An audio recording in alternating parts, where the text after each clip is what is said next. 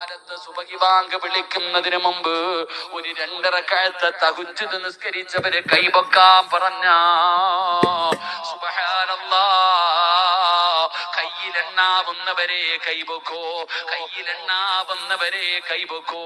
എല്ലാവർക്കും നിസ്കരിക്കാൻ കഴിയില്ല വാപ്പ, എല്ലാവർക്കും തഹജ്ജുദ് നിസ്കരിക്കാൻ കഴിയില്ല പെങ്ങളെ, എല്ലാവർക്കും തഹജ്ജുദ് നിസ്കരിക്കാൻ കഴിയില്ല. തഹജ്ജുദ് നിസ്കരിക്കുന്ന ഉമ്മ, നീ ആരാണെന്നറിയോ? നിന്റെ സ്ഥാനം എന്തെന്നറിയോ? ഉമ്മ, അല്ലാഹു നിന്നെ സ്നേഹിക്കുന്നു ഉമ്മ. അല്ലാഹു ഇഷ്ടപ്പെടുന്നവർക്കേ തഹജ്ജുദ് നിസ്കരിക്കാൻ പറ്റൂ. കാരണം തഹജ്ജുദ് നിസ്കരിക്കുന്നത് ഭാര്യ അറിയില്ല, മക്കളറിയില്ല, നാട്ടുകാരറിയില്ല, പടച്ചവനെ ഒരാളും അറിയില്ല. നീ രാത്രിയിൽ 2 മണിക്ക് 3 മണിക്ക് നീ എഴുന്നേറ്റ് നിസ്കരിക്കുന്നത് അല്ലാഹുവല്ലാതെ വേറെ ആരും അറിയില്ല. പടച്ചവരെ, ആ നിസ്കാരത്തിന് വല്ലാത്ത പ്രതിഫലമാണ്, ആ നിസ്കാരത്തിന് വല്ലാത്ത പ്രതിഫലമാണ്. പടച്ചവനെ, ഒരാടിന് പാല് കറക്കുന്ന സമയമെങ്കിലും പടച്ചവനെ നീ എഴുന്നേറ്റ് 2 റക്അത്ത് നമസ്കരിച്ച അല്ലാഹു തരുന്ന പ്രതിഫലം എന്തെന്നറിയോ? ഇസ്രാഫീൽ എന്ന് പറയുന്ന മലക്ക്, സൂർ എന്ന് പറയുന്ന കാഹളത്തിൽ 2ാമത് മോതുമ്പോ പടച്ചവനെ പള്ളിപ്പറമ്പിലെ കബറിനകത്ത് നിന്ന് എഴുന്നേറ്റ് വരുന്ന ഒരു ദിവസമുണ്ടല്ലോ, ഞാനും നിങ്ങളും ഉടുതുണിയില്ലാതെ നഗ്നരായിട്ട് നാളെ പടച്ചറപ്പിന്റെ കോടതിയിലേക്ക് ഞാനും നിങ്ങളും കടന്നു വരുമല്ലോ. എല്ലാവരും പേടിച്ച് വിറച്ച് തലതാട്ടി പിടിച്ചിരിക്കുകയാണ്, എല്ലാവരും കരയുകയാണ്. യാ വൈലതാ, യാ ഹസ്റതാ, എന്റെ നാശമേ, എന്റെ നാശമേ എന്ന് തലതാട്ടി പിടിച്ചുകൊണ്ട് കരയുന്ന ദിവസമുണ്ടല്ലോ. അല്ലാഹുവിന്റെ റസൂല് പറയുന്നു, സഹോദരാ, 2 പേരുടെ തല ഇങ്ങനെ ഉയർന്നു നിൽക്കുകയാ. 2 വിഭാഗം ആൾക്കാരുടെ തല ഇങ്ങനെ ഉയർന്നു നിൽക്കുകയാണ്. അവര് തല ഉയർത്തി പിടിച്ചാണ് നടക്കുന്നത്. അവരാരെന്നറിയോ? അല്ലാഹുവിന്റെ പ്രവാചകൻ സല്ലല്ലാഹു അലൈഹി വസല്ലമ തങ്ങളെ പറയുകയാണ്, മുത്തുനബി അവിടെന്ന് പറയുകയാ, നാളെ പടച്ച റബ്ബിന്റെ കോടതിയിൽ തല ഉയർത്തി പിടിച്ചു വരുന്ന 2 വിഭാഗത്തിൽ ഒരു വിഭാഗം ആരെന്നറിയോ? നിങ്ങളെല്ലാവരും കിടന്നുറങ്ങുമ്പോ, ഈ നാട്ടുകാര് മുഴുവനും കിടന്നുറങ്ങുമ്പോ, ആ 3 മണിക്ക് 2 മണിക്ക് എഴുന്നേറ്റിട്ട് 2 റക്അത്ത് നിസ്കരിക്കുന്ന വാപ്പാ, ദുനിയാവിലെ തഹജ്ജുദ് നിസ്കരിക്കുന്നത് ഒരു മനുഷ്യനും അറിഞ്ഞിട്ടില്ല.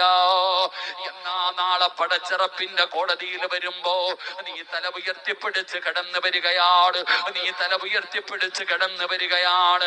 നാളെ അല്ലാഹുവിന്റെ കോടതിയില് ആ തഹജ്ജുദ് നിസ്കരിച്ച മനുഷ്യന്റെ തല ഉയർന്നു നിൽക്കുകയാ. 2ാമത്തെ പ്രതിഫലം എന്തെന്നറിയോ? വയുനാദിൽ മുനാദി മിൻ ഖിബലിർ റഹ്മാൻ, അല്ലാഹുവിന്റെ ഭാഗത്ത് നിന്ന് വിളിക്കുകയാ, അല്ലാഹുവിന്റെ ഭാഗത്ത് നിന്ന് വിളിക്കുകയാ.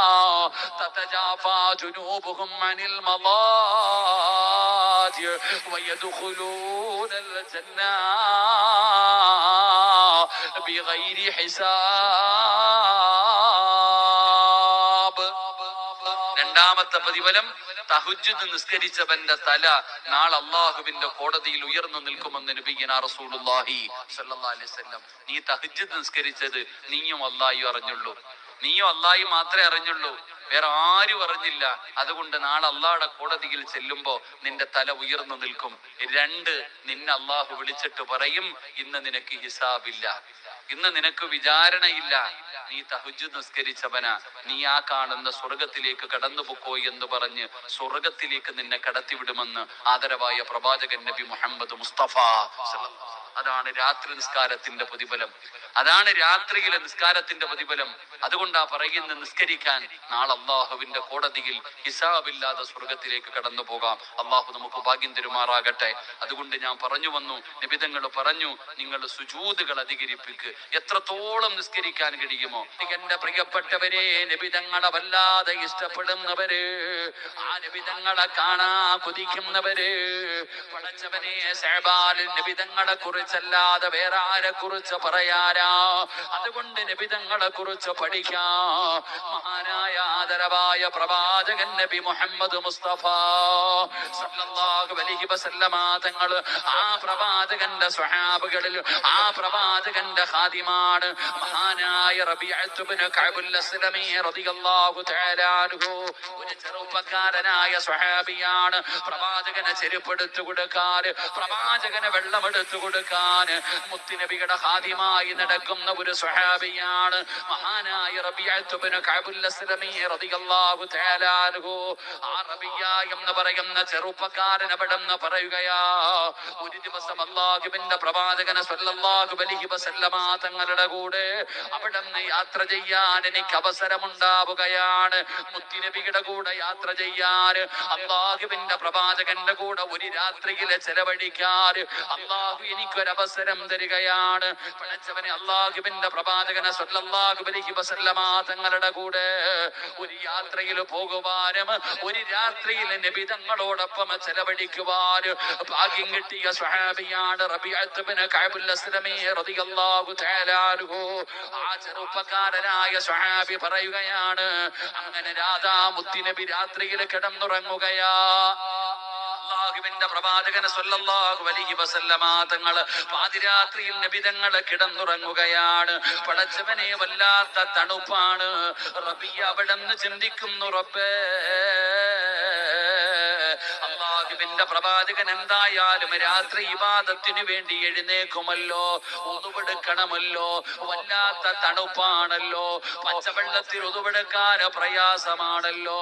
അതുകൊണ്ട് റബീഅത്ത് ഇബ്നു കഅബുൽ അസ്ലമി എന്ന് പറയുന്ന ചെറുപ്പക്കാരൻ പടച്ചവനെ ചൂടുവെള്ളം തയ്യാറാക്കുകയാണ്.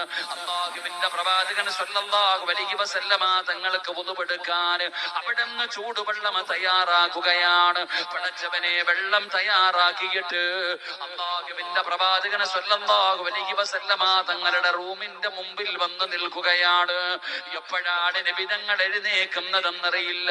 അതുകൊണ്ട് നബിതങ്ങൾ എഴുന്നേക്കുമ്പോൾ അവിടുന്ന് കൊടുക്കുന്നതിന് വേണ്ടി വെള്ളവും തയ്യാറാക്കി കാത്തു നിൽക്കുകയാണ്. മഹാനായ നബിയുനാ റസൂലുള്ളാഹി സ്വല്ലല്ലാഹു അലൈഹി വസല്ലമ തങ്ങള് അവിടുന്ന് ഉറക്കത്തിൽ നിന്ന് എഴുന്നേക്കുകയാണ്. നബിതങ്ങളുടെ വാതിൽ തുറന്ന് പുറത്തേക്ക് ഇറങ്ങുമ്പോ റബീഅത്ത് ഇബ്നു കഅബുൽ അസ്ലമി റളിയല്ലാഹു തആല അൻഹു, ആ ചെറുപ്പക്കാരൻ അല്ലാഹുവിന്റെ പ്രവാചകന്റെ കയ്യിലേക്ക് വെള്ളം കൊടുക്കുകയാണ്. ഇദാ നബിയേ ചൂടുവെള്ളം, ഇദാ നബിയേ ചൂടുവെള്ളം. ഉതുവെടുക്കുന്നതിന് വേണ്ടിയുള്ള വെള്ളം നബി തങ്ങളുടെ കയ്യിലേക്ക് കൊടുക്കുകയാണ്. അല്ലാഹുവിന്റെ റസൂലിന് വല്ലാത്ത അത്ഭുതമാവുകയാണ്. മുത്തുനബി അവിടുന്ന് ചൂടുവെള്ളം ചോദിച്ചില്ലല്ലോ. പടച്ചവനെ, ഈ ചെറുപ്പക്കാരൻ ഉറങ്ങാതെ നബി തങ്ങളെ കാത്തു നിൽക്കുകയാണ്. അല്ലാഹുവിന്റെ റസൂൽ ചോദിക്കുന്നു, റബീഅ, ഉറങ്ങിയില്ലേ റബീഅ? അല്ലാഹുവിന്റെ പ്രവാചകനോട് പറയുന്ന, ഇല്ല നബിയേ, വെള്ളം തയ്യാറാക്കി അങ്ങയുടെ റൂമിന്റെ മുമ്പിൽ നിൽക്കുകയാണ്. എപ്പോഴാണ് എഴുന്നേക്കുന്നതെന്നറിയില്ലല്ലോ. അതുകൊണ്ട് ഉറങ്ങാതെ ഒരു രാത്രി മുഴുവനും നബി തങ്ങളുടെ റൂമിന്റെ മുമ്പിൽ കാത്തുനിന്ന ചെറുപ്പക്കാരന് അല്ലാഹുവിന്റെ റസൂൽ അവിടുന്ന് കാണുമ്പോ നബി തങ്ങളുടെ കണ്ണ് നിറയുകയാണ്. എന്തൊരു സ്നേഹമാണ് പടച്ചവരെ, എന്തൊരു സ്നേഹമാണ് പടച്ചവരെ. ഈ ചെറുപ്പക്കാരന് ഈ സ്നേഹത്തിന് പകരം ഞാൻ എന്ത് കൊടുക്കാനാണ് പടച്ചവനെ? നബി തങ്ങൾ അവിടുന്ന് ചിന്തിക്കുകയാണ്. അവസാനം അല്ലാഹുവിന്റെ പ്രവാചകൻ സ്വല്ലല്ലാഹു അലൈഹി വസല്ലമ തങ്ങൾ റബീഅത്ത് ഇബ്നു കഅബുൽ അസ്ലമി എന്ന് പറയുന്ന ചെറുപ്പക്കാരനെ അടുത്തേക്ക് വിളിക്കുകയാണ്. എന്നിട്ട് നബി തങ്ങൾ പറഞ്ഞു, റബീഅ,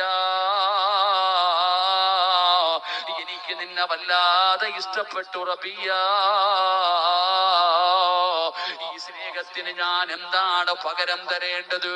അല്ലാഹുവിന്റെ പ്രവാചകൻ അവിടുന്ന് ചോദിക്കുകയാണ്, എന്തു വേണമെങ്കിലും ചോദിക്ക് റബീഅ, എന്തു വേണമെങ്കിലും നീ ചോദിക്കു റബിയ, എന്തു ചോദിച്ചാലും നിനക്ക് ഞാൻ തരാ. ആരാ പറയുന്നത്? ഈ ലോകം തന്നെ പടയ്ക്കാൻ കാരണക്കാരനായ അസ്റഫുൽ ഖൽഖ് നബി മുഹമ്മദ് മുസ്തഫ സല്ലല്ലാഹു അലൈഹി വസല്ലമ തങ്ങളാണ് പറയുന്നത്. എന്തു വേണമെങ്കിലും ചോദിക്കാൻ, എന്തു ചോദിച്ചാലും നിനക്ക് ഞാൻ തരാ. അല്ലാഹുവിന്റെ പ്രവാചകൻ എവിടെന്ന് ചോദിക്കുമ്പോ റബീഅത്ത് ഇബ്നു കഅബുൽ അസ്ലമി എന്ന് പറയുന്ന പാവപ്പെട്ടവനായ യുവത്വത്തിന്റെ നടുവിലൂടെ നടന്നു പോകുന്ന ആ ചെറുപ്പക്കാരൻ അല്ലാഹുവിന്റെ റസൂലിനോട് ചോദിച്ചത് എന്തെന്നറിയുമോ? അല്ലാഹുവിന്റെ റസൂലിനോട് എവിടെന്ന് ചോദിക്കുകയാ, അസ്അലുക മുറാഫതക ഫിൽ ജന്ന. വല്ലാത്ത ഒരു ചോദ്യമാണ് ചോദിക്കുന്നത്. പഠിച്ചവനെ കിട്ടിയ അവസരം അവിടെ നിന്ന് മുതലാക്കുകയാണ്. ആ ചെറുപ്പക്കാര സ്വർഗം വേണമെന്നല്ല പറയുന്നത്, അധികാരം വേണമെന്നല്ല പറയുന്നത്, സമ്പത്ത് വേണമെന്നല്ല പറയുന്നത്, കൊട്ടാരം വേണമെന്നല്ല പറയുന്നത്. റബിയ എന്ന് പറയുന്ന ചെറുപ്പക്കാരന് ആ പാതിരാത്രിയിൽ അല്ലാഹുവിന്റെ പ്രവാചകനോട് ചോദിച്ചത് എന്തെന്നറിയുമോ? യാ റസൂലല്ലാഹ്, അല്ലാഹുവിന്റെ നബിയേ, എനിക്ക് സ്വർഗത്തിൽ അങ്ങയുടെ കൂടെ നടക്കണം നബിയേ. ഇതുപോലെ നാളെ സ്വർഗത്തിലും അങ്ങയുടെ കൂടെ നടക്കണം നബിയേ. എനിക്ക് അങ്ങയുടെ കൂടെ സഹവസിക്കണം നബിയേ. എനിക്ക് അങ്ങയുടെ കൂട്ടുകാരനാകണം നബിയേ. അല്ലാഹുവിന്റെ പ്രവാചകനോട് റബി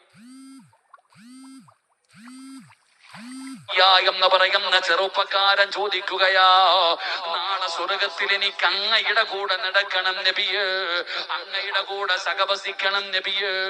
നബി തങ്ങൾ അവിടെ നിന്ന് ചോദിക്കുന്നു, റബിയ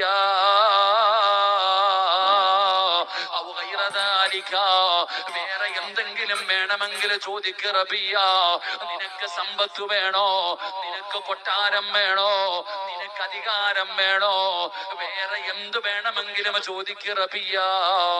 അല്ലാഹുവിന്റെ പ്രവാചകൻ അവിടെ നിന്ന് ചോദിക്കുമ്പോ റബീഅത്ത് ഇബ്നു കഅബുൽ അസ്ലമി എന്ന് പറയുന്ന ചെറുപ്പക്കാരൻ പറഞ്ഞു, എനിക്ക് വേറെ ഒന്നും വേണ്ട നബിയേ, എനിക്ക് വേറെ ഒന്നും വേണ്ട നബിയേ. സ്വർഗത്തിൽ അങ്ങയുടെ കൂടെ നടക്കണം നബിയേ, അങ്ങയുടെ കൂടെ സഹവസിക്കണം നബിയേ, അങ്ങയുടെ കൂടെ താമസിക്കണം നബിയേ. അല്ലാഹുവിന്റെ പ്രവാചകൻ എന്ത് കൊടുത്താലും എന്ത് ചോദിച്ചാലും കൊടുക്കാമെന്ന് പറഞ്ഞതാണല്ലോ. നബി തങ്ങളുടെ മറുപടി എന്തെന്നറിയുമോ? അല്ലാഹുവിന്റെ റസൂലിന്റെ മറുപടി എന്താ? ശഅബാനിന്റെ രാത്രിയിൽ ഒരുമിച്ച് കൂടിയവരെ, നിനക്കും ആഗ്രഹമില്ലേ അല്ലാഹുവിന്റെ പ്രവാചകന്റെ കൂടെ നടക്കാൻ? നിനക്ക് കൊതിയില്ലേ? 63 വർഷക്കാലമാണ് നബി തങ്ങൾ ജീവിച്ചത്. എന്നാ നാളെ പടച്ച റബ്ബിന്റെ സ്വർഗത്തിലാണെങ്കിലോ, അതാ പടച്ചവനെ സ്വർഗത്തിലും മരണമില്ലല്ലോ, അല്ലാഹുവിന്റെ സ്വർഗത്തിലും മരണമില്ലല്ലോ. അതാ അല്ലാഹുവിന്റെ പരിശുദ്ധമായ ഖുർആൻ പറയുകയാ, ഉലൈക അസ്ഹാബുൽ ജന്ന ഹും ഫീഹാ ഖാലിദൂൻ. കാലാകാലം അല്ലാഹുവിന്റെ സ്വർഗത്തിലാ, കാലാകാലം അല്ലാഹുവിന്റെ സ്വർഗത്തിലാ. അവിടെ മരണമില്ലടോ, അവിടെ കഷ്ടപ്പാടില്ലടോ, അവിടെ രോഗങ്ങളില്ലടോ, അവിടെ പ്രായമുള്ളവരില്ല, കുട്ടികളില്ല, രോഗികളില്ല, കറുത്തവരില്ല, ഇരുനിറമുള്ളവരില്ല. അല്ലാഹുവിന്റെ സ്വർഗത്തില് പടച്ചവനെ എല്ലാവർക്കും 33 വയസ്സാണ്. ആണിനും പെണ്ണിനും 33 വയസ്സാണ്. പടച്ചവരെ എല്ലാവർക്കും ഒരേ ഒരു ഗ്ലാമറാണ്. ആരുടെ ഗ്ലാമർ എന്നറിയോ? മഹാനായ യൂസുഫ് നബി അലൈഹിസ്സലാം ഈജിപ്തിലെ കൊട്ടാരത്തിലൂടെ യൂസുഫ് എന്ന് പറയുന്ന ചെറുപ്പക്കാരൻ നടന്നു പോയപ്പോ പെണ്ണുങ്ങൾ അവിടത്തെ സൗന്ദര്യം കണ്ടിട്ട് കയ്യിലിരുന്ന കത്തി കൊണ്ടവര് കൈവിരല് പോലും മുറിച്ചു കളഞ്ഞു എന്ന് ചരിത്രം പറഞ്ഞ ആ യൂസുഫ് നബി അലൈഹിസ്സലാമിന്റെ സൗന്ദര്യമാണ് അല്ലാഹുവിന്റെ സ്വർഗത്തിൽ എല്ലാവർക്കും ഉള്ളത്. എല്ലാവർക്കും 33 വയസ്സാണ്. അവിടെ കഷ്ടപ്പാടില്ല, അവിടെ ദാരിദ്ര്യമില്ല, അവിടെ പ്രയാസമില്ല, അവിടെ ജോലിക്ക് പോകേണ്ട കാര്യമില്ല. പടച്ചവനെ നിസ്കരിക്കണ്ട, നോമ്പ് പിടിക്കണ്ട, വാഴ പറയണ്ട, വാഴ കേൾക്കണ്ട, സദക്ക കൊടുക്കണ്ട.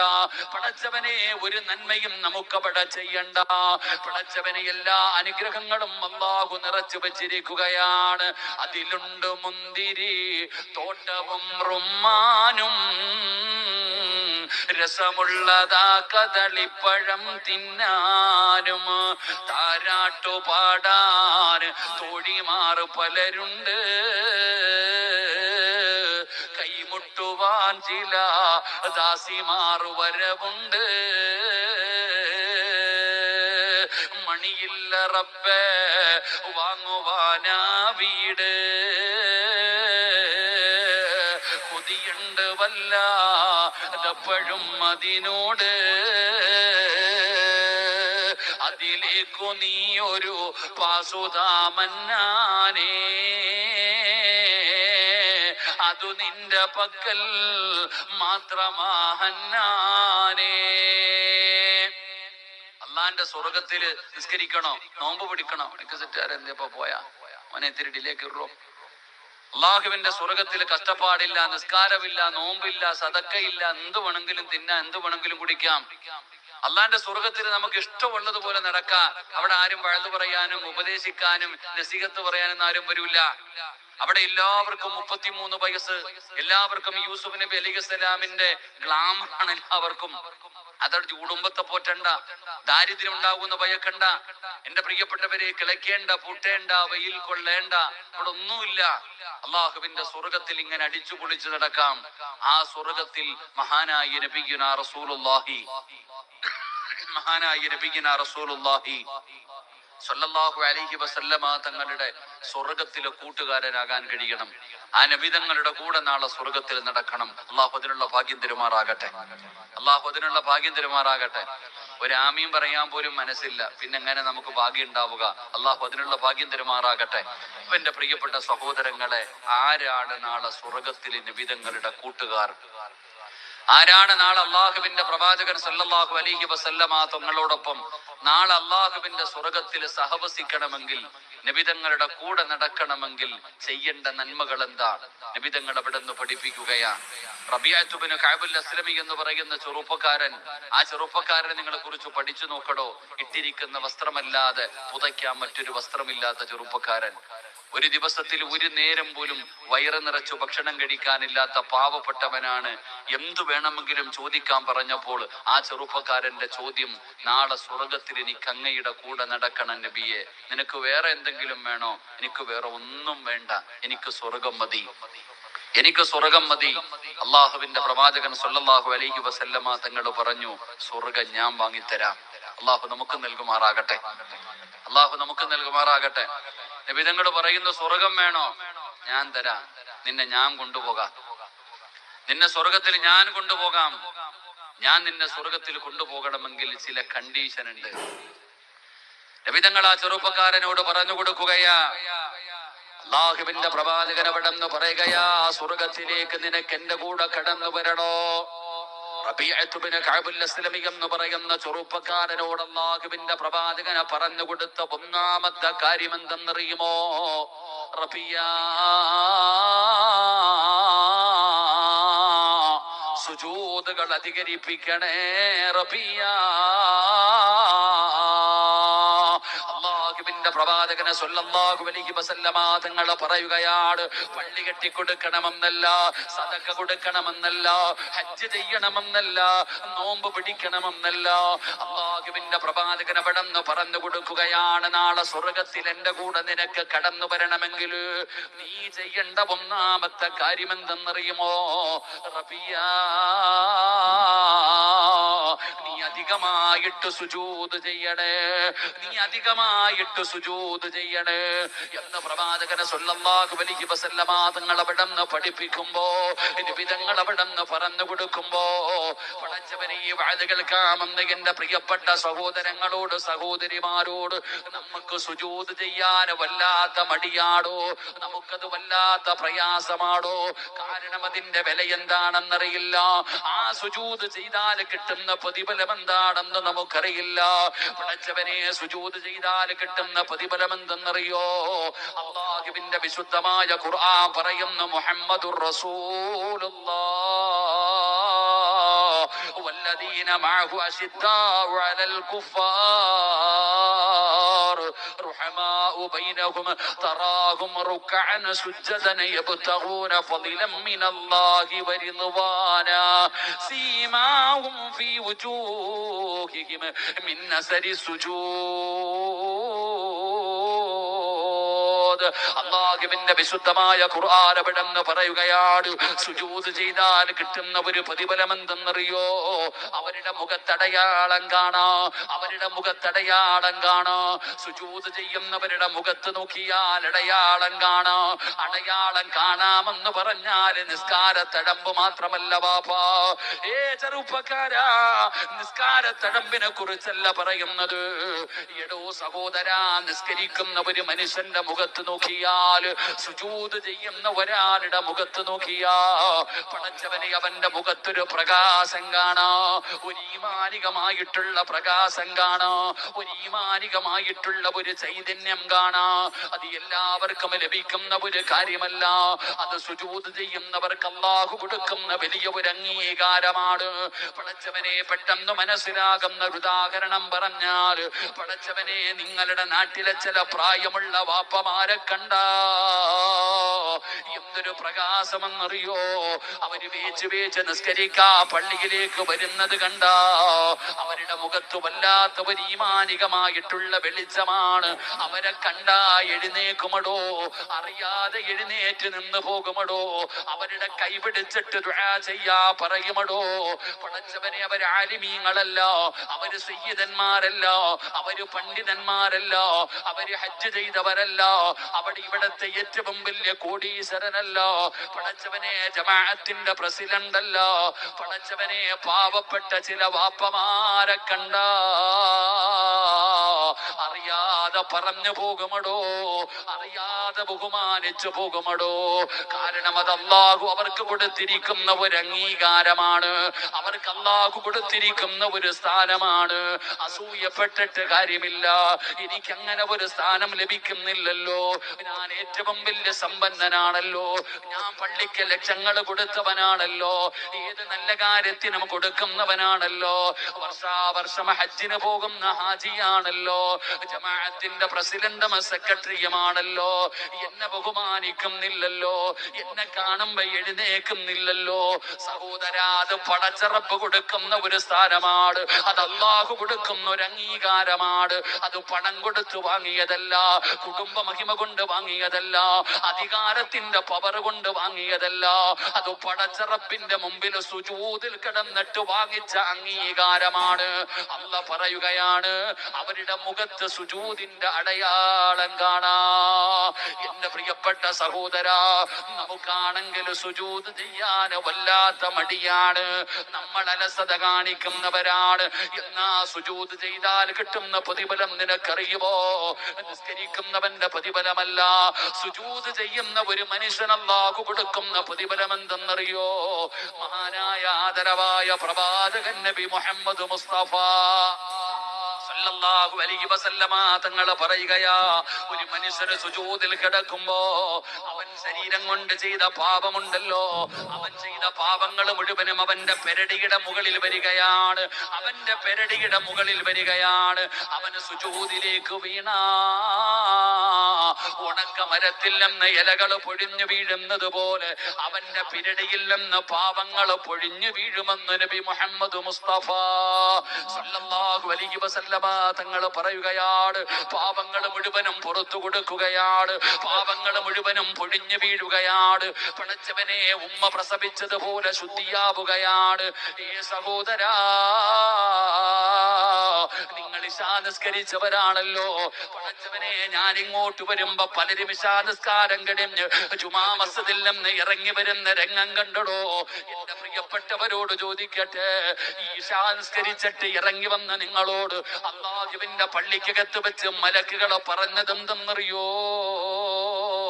ഒരാള് നിസ്കാരപ്പായിൽ നിന്ന് എഴുന്നേക്കുമ്പോ, നമസ്കാരം കഴിഞ്ഞിട്ട് ആ നിസ്കാരപ്പായിൽ നിന്ന് എഴുന്നേക്കുമ്പോ അള്ളാഹുവിന്റെ മലക്കുകൾ നിങ്ങളിൽ ചിലരോട് പറയുകയാണ്, ഏ മനുഷ്യ,